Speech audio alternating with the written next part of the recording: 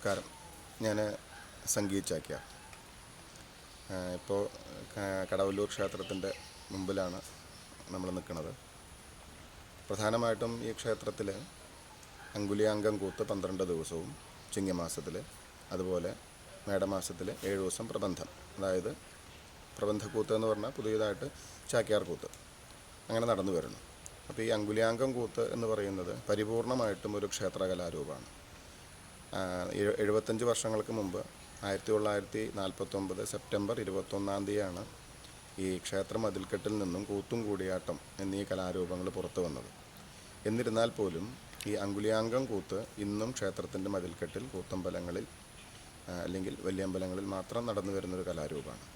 അപ്പോൾ അത് വളരെ വിരളമായ ക്ഷേത്രങ്ങളിലാണ് ഇപ്പോൾ നടന്നു വരുന്നത്. ഇപ്പോൾ കടവല്ലൂർ, അതുപോലെ ഗുരുവായൂർ, വെള്ളർക്കാട്, കൂടൽമാണിക്യം ക്ഷേത്രം, അതുപോലെ തൃപ്രയാർ, മാടായിക്കാവ്, അങ്ങനെ കുട്ടിയൂർ, അങ്ങനെ കുറച്ച് ക്ഷേത്രങ്ങളിലുണ്ട്.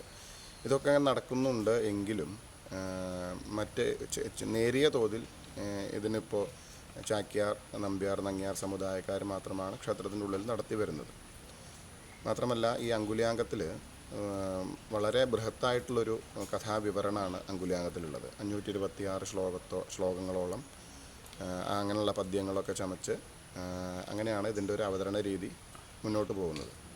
മാത്രമല്ല മറ്റുള്ള കൂത്ത്, കൂടിയാട്ടം തുടങ്ങിയിട്ടുള്ള കലാരൂപങ്ങൾ ഇന്ന് പൊതുവേദികളിൽ ഉണ്ടെങ്കിലും, നിറഞ്ഞ സാന്നിധ്യമുണ്ടെങ്കിലും അങ്കുലിയാങ്കം കൂത്ത് ഇന്നും ക്ഷേത്രത്തിൻ്റെ മതിൽക്കെട്ടിൽ തന്നെയാണ് നിൽക്കുന്നത്.